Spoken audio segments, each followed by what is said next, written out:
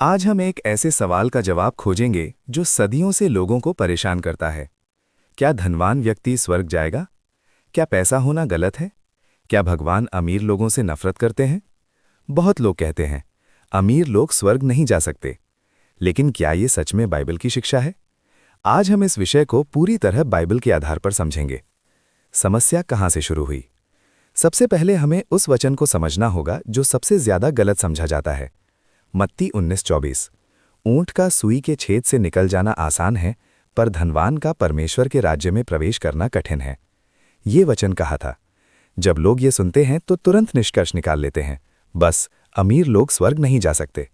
लेकिन रुकिए, बाइबल को पूरा पढ़ना पड़ता है, आधा नहीं। क्या बाइबल धन के खिलाफ है? बाइबल में बहुत से परमेश्वर के लोग धनवान थे। उदाहरण, अब्राहम बहुत धनी, अय्यूब अत्यंत धनी, सुलेमान इतिहास का सबसे अमीर राजा। तो क्या ये सब नरक गए? बिल्कुल नहीं। इसका मतलब साफ है, समस्या धन नहीं है। असली समस्या क्या है? बाइबल साफ कहती है, 1 तिमोथियस 6:10, धन का प्रेम सब बुराइयों की जड़ है। ध्यान दो, बाइबल कहती है धन बुरा नहीं है, बाइबल कहती है धन का प्रेम बुरा है।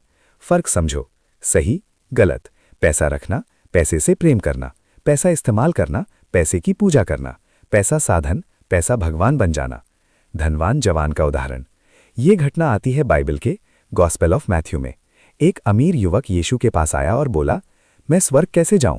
यीशु ने कहा, अपना धन बेचकर गरीबों को दे और मेरे पीछे आ। वो युवक उदास होकर चला गया। क्यों? क्योंकि उसके पास धन था। लेकिन सच ये था कि धन ने उसे पकड़ रखा था, उसका भगवान पैसा था। यीशु ने कठिन क्यों कहा? यीशु ने नहीं कहा कि असंभव है, उन्होंने कहा कठिन है। और अगले ही वचन में यीशु कहते हैं, मत्ती 19:26, मनुष्यों से ये असंभव है, पर परमेश्वर से सब कुछ संभव है।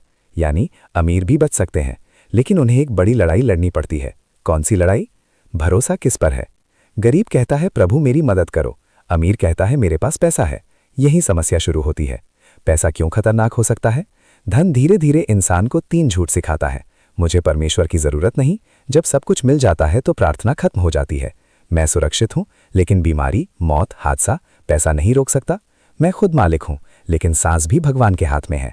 सही धनवान कौन है? बाइबल कहती है लूका 12:15, सावधान रहो, लालच से बचो।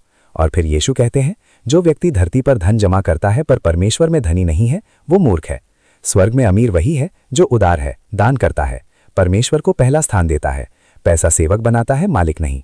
स्वर्ग में अमीर लोग होंगे, हाँ, लेकिन ऐसे अमीर लोग जिनका दिल नम्र है, जिनका भरोसा परमेश्वर पर है, जो पैसे से नहीं परमेश्वर से प्रेम करते हैं।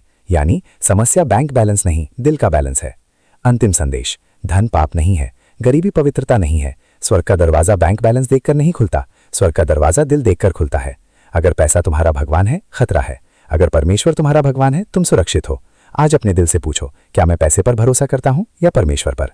याद रखो, पैसा साथ नहीं जाएगा, आत्मा जाएगी। इसलिए हमें अपने आत्मा की रक्षा करना है। रक्षा करनी है, धन के पीछे हमें भागना नहीं है।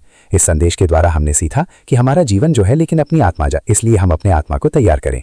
प्रभु आपको इस वचन के द्वारा आशीष दे। सबको जय मसीह की।